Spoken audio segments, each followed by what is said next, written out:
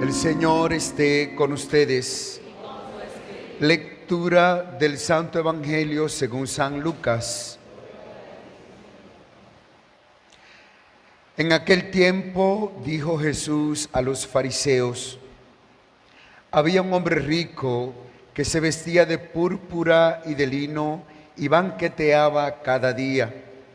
Y un mendigo llamado Lázaro estaba echado en su portal, cubierto de llagas y con ganas de saciarse de lo que caía de la mesa del rico. Y hasta los perros venían y le lamían las llagas. Sucedió que murió el mendigo y fue llevado por los ángeles al seno de Abraham. Murió también el rico y fue enterrado. Y estando en el infierno, en medio de los tormentos, levantó los ojos y vio de lejos a Abraham y a Lázaro en su seno, y gritando dijo: Padre Abraham, ten piedad de mí y manda a Lázaro que moje en agua la punta del dedo y me refresque la lengua, porque me atormentan estas llamas. Pero Abraham le dijo: Hijo, recuerda que recibiste tus bienes en tu vida y Lázaro a su vez males. Por eso ahora él es aquí consolado, mientras que tú eres atormentado. Y además, entre nosotros y ustedes se abre un abismo inmenso, para que los que quieran cruzar desde aquí hacia ustedes no puedan hacerlo, ni tampoco pasar de ahí hasta nosotros. Él dijo: te ruego entonces, Padre, que le mandes a casa de mi padre, pues tengo 5 hermanos, que les dé testimonio de estas cosas, no sea que también ellos vengan a este lugar de tormento. Abraham le dice: tienen a Moisés y a los profetas, que los escuchen. Pero él le dijo: no, padre Abraham, pero si un muerto va a ellos, se arrepentirán. Abraham le dijo: si no escuchan a Moisés y a los profetas, no se convencerán ni aunque resucite un muerto. Palabra del Señor.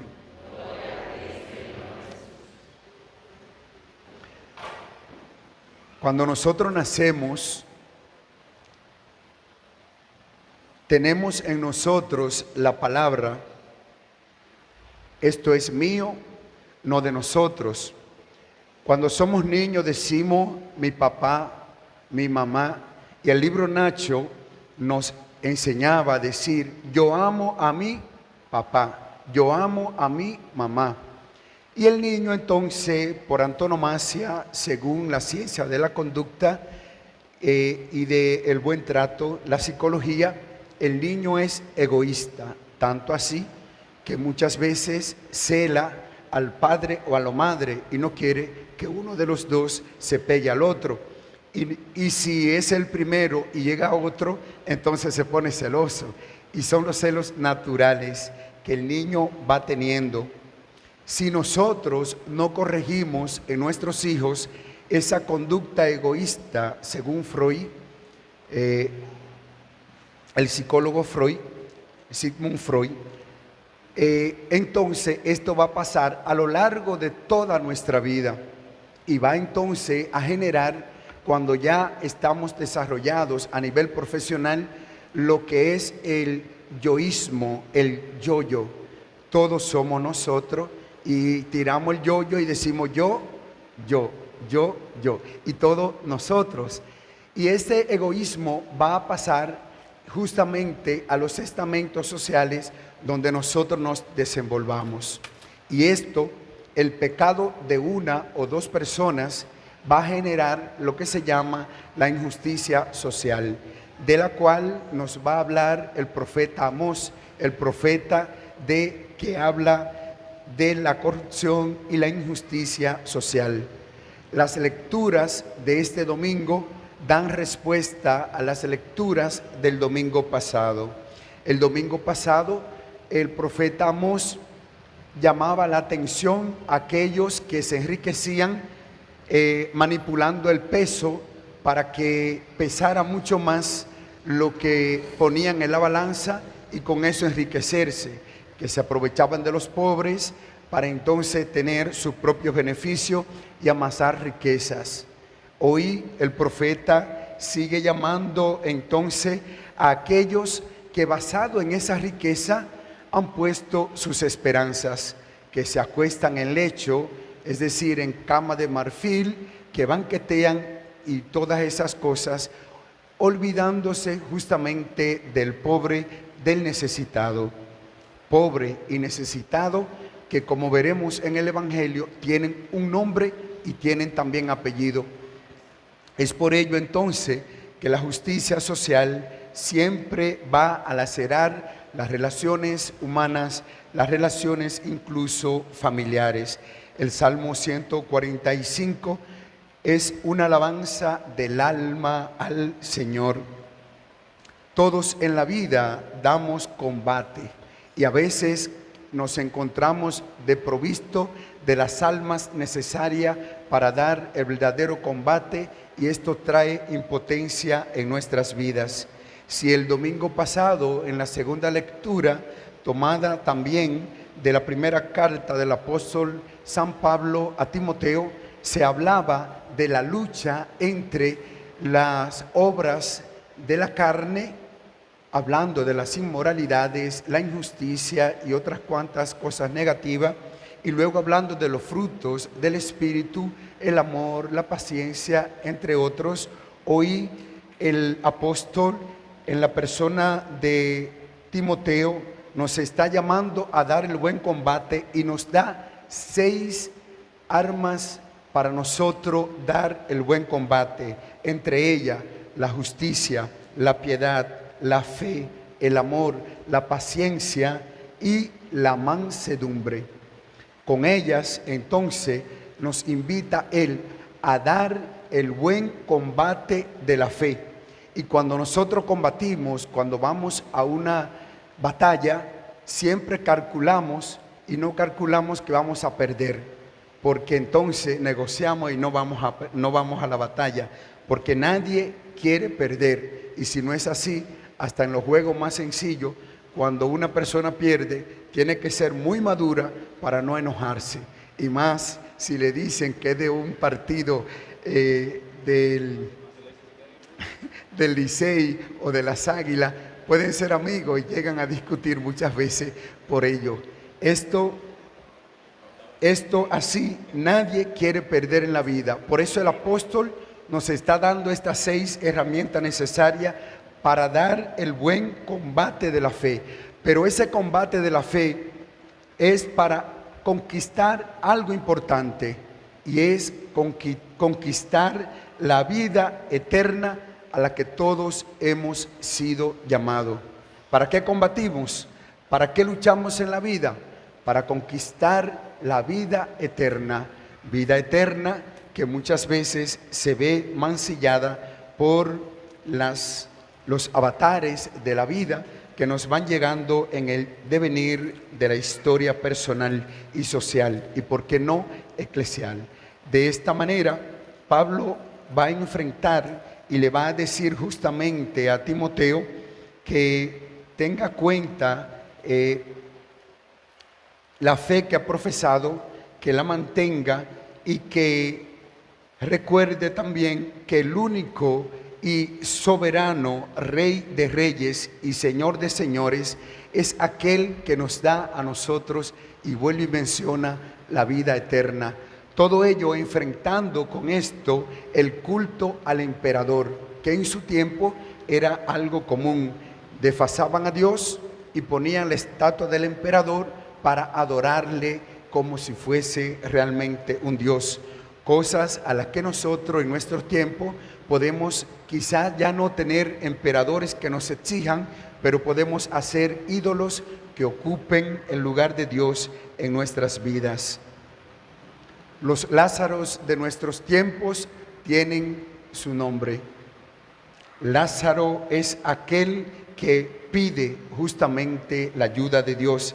Así significa el nombre de Lázaro. ¿Por qué Jesús le habla de la parábola del rico Epulón y Lázaro? Justamente porque el Evangelio del domingo pasado terminaba diciendo: nadie puede servir a dos dioses, o terminará amando a uno y aborreciendo al otro. Nadie puede servir a Dios y al dinero. Un verso más abajo aparecen entonces los fariseos, amantes del dinero, riéndose de Jesús. Y aquí está la respuesta de Jesús. Y Jesús se dirige directamente a los fariseos. Jesús les dijo a los fariseos sobre la historia del rico y del pobre. ¿Quién es el rico? No tiene nombre. Pero ¿quién es el pobre? Justamente puede ser el vecino desempleado, la familia de inmigrante que está a nuestro lado. Puede ser el enfermo desahuciado, olvidado muchas veces por los sistemas actuales. Puede ser el niño indefenso que busca refugio. Puede ser incluso, porque a veces hablamos nosotros de pobreza y carencia económica, pero puede ser alguien que tenga todo el dinero del mundo, pero que carezca de empatía, de amor, de afecto. Los Lázaros de nuestro tiempo tienen su nombre y no podemos ir nosotros muy lejos a buscarlo, porque bien, si miramos a nuestro alrededor, ahí están. Ser rico no es malo y es una de las mejores bendiciones. Cuando Dios hizo al hombre y a la mujer, lo hizo próspero. ¿Cuándo comenzó justamente la pobreza en el hombre? Inmediatamente los sistemas sociales fueron favoreciendo al que tenía un poco más de ambición y se hicieron leyes para favorecer a unos pocos en detrimento de muchos. Así comenzó justamente la desigualdad social, cuando la avaricia y la ambición llegó justamente al corazón del hombre, cuando se hizo el hombre del dinero un dios. Ser rico es una bendición, no una maldición.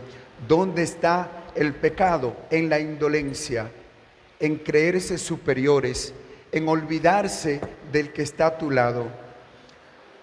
Hablando de esto, justamente en la especialidad de Teología Moral y Pastoral en la Universidad Pontificia de Comillas en Madrid, llegábamos a la conclusión de que algunos poderosos han hablado justamente de que para que se termine la pobreza hay que terminar con los pobres.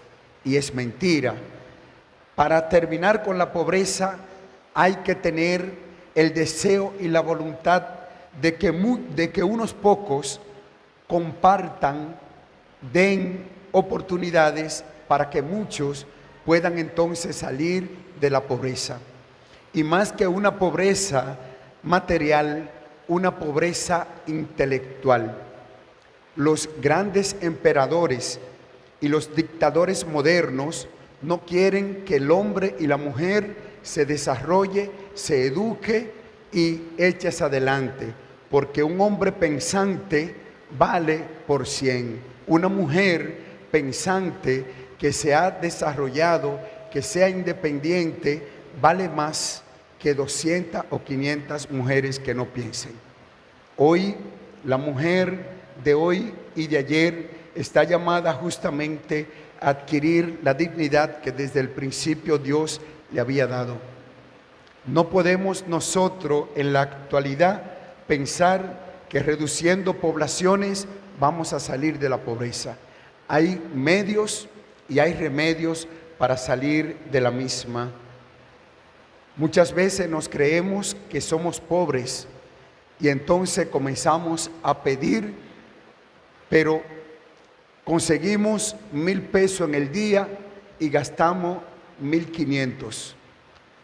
Porque no hay peor pobre que aquel que tiene una mentalidad de rico. Sencillamente, hay que educar a los hijos. Decía en la misa anterior, y lo voy a traer a colación, porque esto a mí me ha edificado. A veces nosotros pensamos, y por eso en el introito de esta reflexión he comenzado desde la niñez. Decía anteriormente en la reflexión pasada de que cuando yo tenía menos edad, no hace mucho de eso, yo tenía, antes de comer, llevar la comida de mi abuela y de varios tíos. Y a veces en mi casa cocinaban arroz y habichuela. Y yo iba a 50 metros o menos, donde mi tío, con una bandeja, le llevaba ese plato de arroz y habichuela. Luego pasaba donde el otro tío y luego donde mi abuela. Y mi abuela siempre me daba un poquito de comida mientras preparaba la otra. De regreso, ya yo venía con un locrio de carne de cerdo, un plato. Luego con un sancocho del otro tío, un intercambio. Y luego venía con un plato diferente. Y cuando llegaba a mi casa, ya no solo se comía arroz y habichuela, sino que había locrio de carne de cerdo y habían los otros dos platos diferentes. Hemos perdido nosotros justamente este trueque, este intercambio. Hemos perdido incluso la sensibilidad. Y por eso yo le propongo a ustedes, como decía un gran presidente de los Estados Unidos en uno de sus discursos, que ayer hablaba con uno de los amigos, no pregunten ustedes qué puede hacer América por ustedes, sino pregunten ustedes qué puedo hacer yo por América. Y yo les digo a ustedes, haciendo colación de ese discurso, no pregunten qué puede hacer la iglesia por mí, porque todos somos la iglesia, sino qué yo puedo hacer por la iglesia para estar mejor, para echar hacia adelante, para realmente nosotros ser mejores. Y no solo nosotros, sino lo que nos van a suceder a cada uno de nosotros, aquellos que están en el vientre, aquellos que todavía aún caminan en medio nuestro. Pues que el Señor nos bendiga, que podamos tener presente a aquellos que son más necesitados que nosotros. Saber que lo que a nosotros nos está sobrando, a otros les salvaría la vida. Que el Señor nos bendiga.